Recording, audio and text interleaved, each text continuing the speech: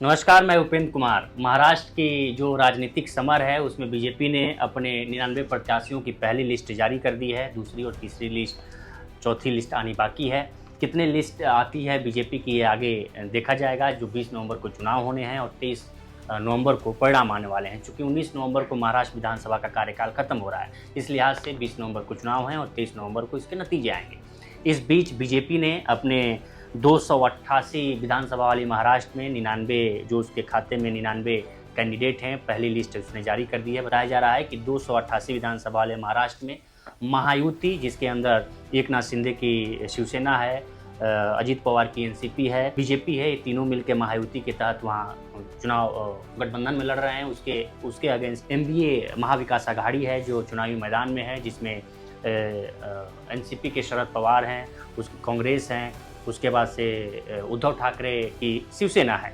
ये तीनों इसके विपक्ष में चुनाव लड़ रहे हैं। लेकिन जो हिस्सेदारी आई है, जिस हिस्सेदारी के खाते में बीजेपी कहा जा रहा है कि 288 विधानसभा सीटों में से बीजेपी 150 से 160 विधानसभा सीटों पर टिकट चुनाव लड़ सकती है, जिसमें 12 उसने अदर जो छोटी छोटी पार्टियां उसमें देने के लिए 12 सीटें लेंगी। इसके अलावा कहा जा रहा है कि 80 से 90 सीटों पर चुनाव लड़ सकती है एकनाथ शिंदे की शिवसेना, और 50 से 55 सीटों पर चुनाव लड़ सकती है एनसीपी, अजित पवार की एनसीपी। इसी में जो 150 से 160 के बीच का जो रेशियो है बीजेपी का, उसमें बीजेपी ने अपने 99 प्रत्याशियों की पहली लिस्ट जारी कर दी है, जिसमें पहला नाम है देवेंद्र फडणवीस का, मौजूदा डिप्टी सीएम और पूर्व मुख्यमंत्री। देवेंद्र फडणवीस का पहला नाम है जो नागपुर दक्षिण पश्चिम से चुनाव लड़ेंगे, वहां से वो चुनाव लड़ते आए हैं। दूसरा जो नाम है कामठी से चंद्रशेखर कृष्णराव बावनकुले, ये बीजेपी के वहाँ के प्रदेश अध्यक्ष हैं। 2019 में उनका टिकट काट दिया गया था, जिससे काफ़ी तेली समाज में नाराज़गी हुई थी। तेली समाज से ही आते हैं और तेली समाज में नाराज़गी देखी गई थी। उसको ध्यान में रखते हुए बीजेपी ने इन्हें प्रदेश अध्यक्ष बनाया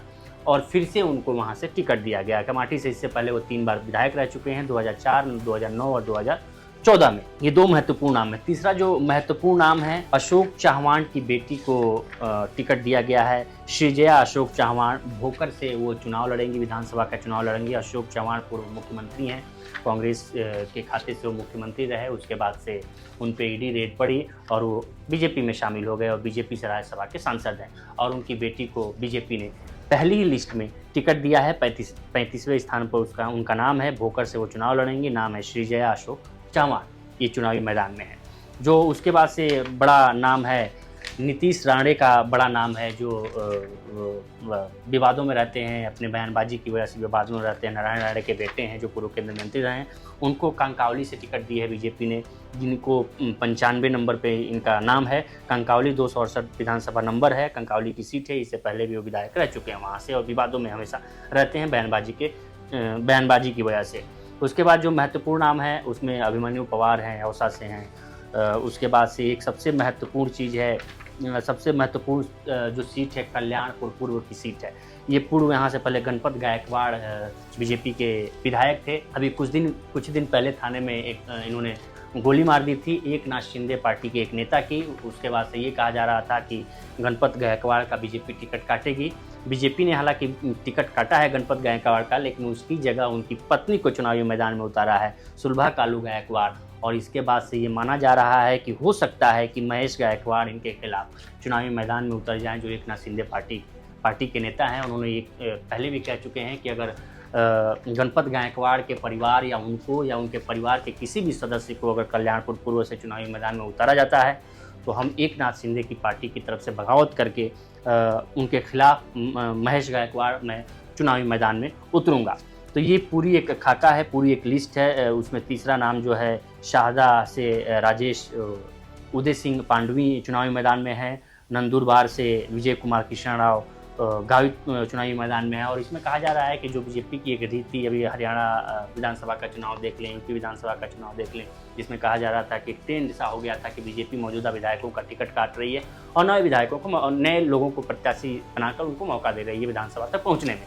लेकिन इस बार महाराष्ट्र के विधानसभा चुनाव में अभी जो 99 सीटों पर जो लिस्ट निकली है, इसमें ये देखा गया है कि अधिकतर विधायकों को रिटेन किया गया है, उनको दोबारा टिकट दिया गया है और मुश्किल से 13 से 15 के बीच नए कैंडिडेट प्रत्याशी बीजेपी की तरफ से उतारे गए हैं। तो ये बीजेपी की तरफ से एक नया प्रयोग भी है जो रिटेन कर रही है पुराने अपने मौजूदा विधायकों को। इससे पहले देखा गया है कि हरियाणा में कई मौजूदा विधायकों को टिकट काट दिए गए, उत्तर प्रदेश में काट दिए गए, छत्तीसगढ़ में काट दिए गए, मध्य प्रदेश में काट दिए गए। मध्य प्रदेश में सांसदों को टिकट गया, विधायकों को हटा दिया गया। उसके बाद से मंत्रियों को वहाँ विधायक बनाने के लिए चुनाव लड़वाया गया। तो कई प्रकार के प्रयोग बीजेपी की तरफ से किए गए। इसी तरह से अब बीजेपी ने उन 99 सीटों पर अपने प्रत्याशी उतार दिए हैं, जिनमें प्रमुख नाम है एक चारकोप से योगेश सागर हैं, तो उसके बाद से मनीषा अशोक चौधरी दहिसर से हैं, ऐसे ही वंदे पश्चिम से आशीष सिलार हैं, वाडाला से आपका कालीदास नीलकंठ कोलंबर हैं, चिंचवाड़ा से शंकर जगताप हैं, तो शिरडी से राधा कृष्ण एकनाथ राव दिखे पाटिल हैं।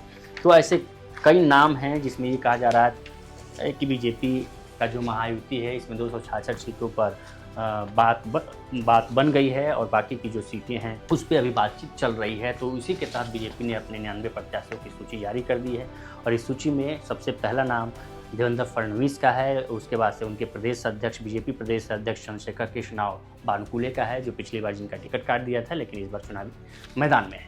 बाकी महाराष्ट्र राजनीति से जुड़ी हम खबरें आपको हमेशा अपडेट करते रहेंगे और देते रहेंगे। फिलहाल इस वीडियो में इतना ही। बाकी देश दुनिया की तमाम खबरों के लिए बने रहें लोकमत हिंदी के साथ। नमस्कार।